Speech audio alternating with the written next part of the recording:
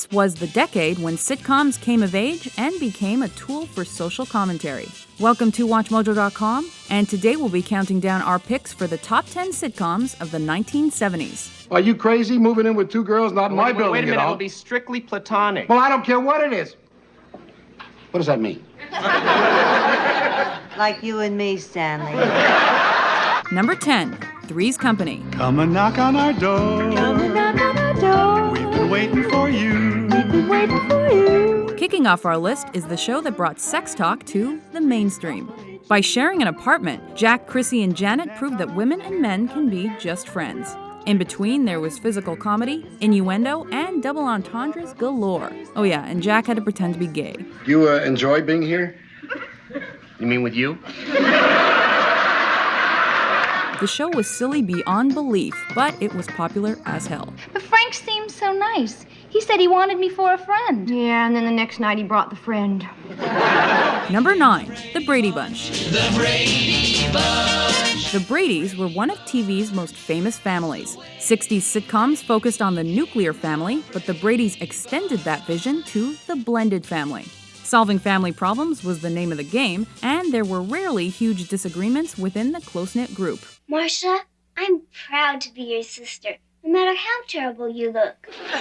Thanks a lot! While the show didn't have huge ratings and wasn't critically acclaimed, it did gain popularity in syndication and continues to entertain audiences today. Not a hair! Get closer. If I get any closer, we'll both be wearing the same pajamas.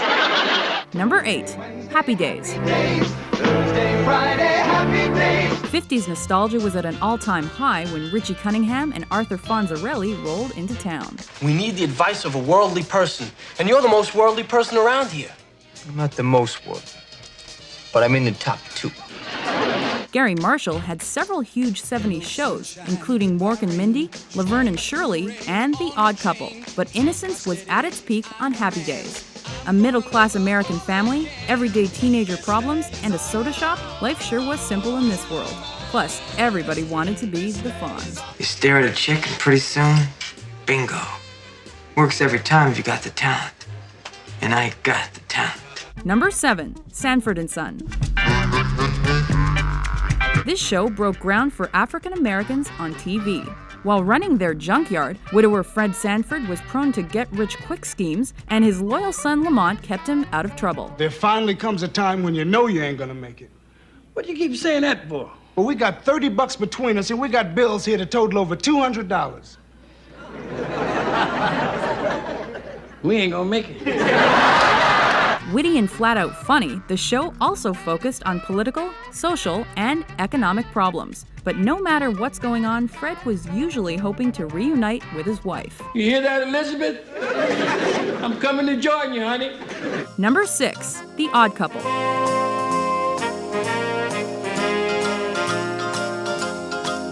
Based on a movie that was based on a play, this show brought together two mismatched, divorced men in the same apartment. So, of course, hijinks ensued. Now give it a chance to settle. It's terrific. Once you get used to it, you're gonna love it. It was unlike the decade's other shows, and possibly because of that, it did very poorly in the ratings. Regardless, Jack Klugman, Tony Randall, and the series itself were constantly nominated for awards, proving its timelessness and humor. Coffee. Cup. Empty. Full. Hot. I don't get it. I want a hot cup of coffee. Oh, I'm sorry. Number 5, The Bob Newhart Show.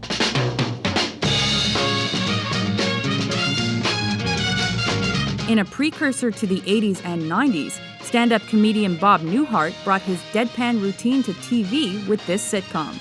Thanksgiving's next. Gonna hate that, too. Well, you will with that attitude. I'm not worried about my attitude. That's your problem.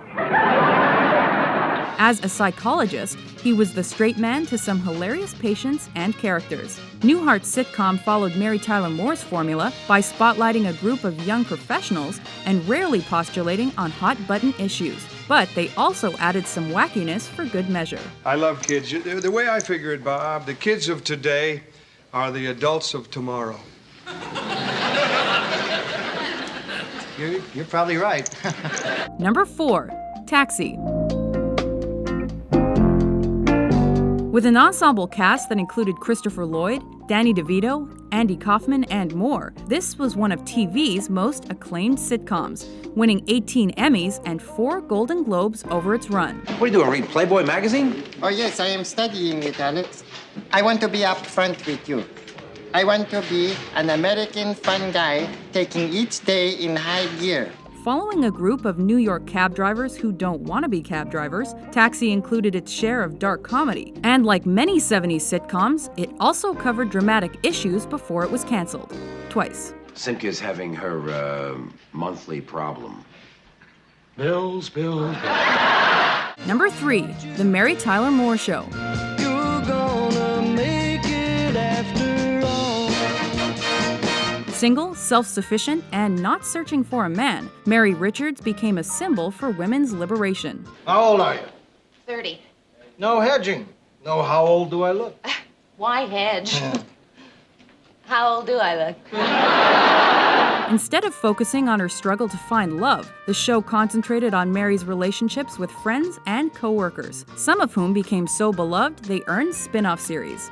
Societal issues were facts of life and not causes to be championed, and the show was even able to find humor in death. Chuckles the clown is dead.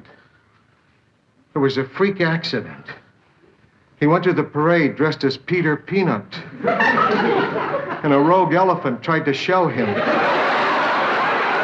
Number 2, MASH. Set during the Korean War as a commentary on the Vietnam conflict, MASH evolved over its run to be less comedic, which is one reason they struggled with using a laugh track. Janie Pooh, it's Daddy. Num num num num num num num num num.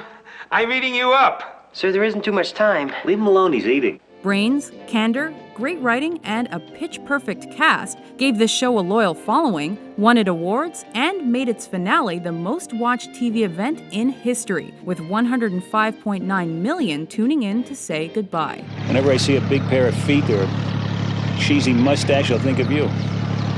Whenever I smell month-old socks, I'll think of you. Number 1, All in the Family. Guys like us, we had it made. Those were the days. Taking the top spot on our list is the controversial Norman Lear show that challenged bigotry, discrimination, and the status quo. Archie Bunker was a symbol of bad middle-class attitudes and political incorrectness, but even so, he was a lovable curmudgeon. And in the Bible it says, God made man his own image. He made women after, from a rib, cheaper cut. Number 1 for 5 years, the show won awards and had multiple successful spin-offs. But most importantly, it brought real life to the sitcom format. You don't look like a Republican. What's a Republican supposed to look like? Oh, I don't mean that. I just thought that Eleanor Roosevelt turned all you people into Democrats. Do you agree with our list? Which 70s sitcom was your favorite? For more great top 10s, be sure to subscribe to WatchMojo.com. Listen, if you're not out of here by the time I count to 3, you're gonna be sorry. 1, 2, 3. Okay, I'm gonna count to 10.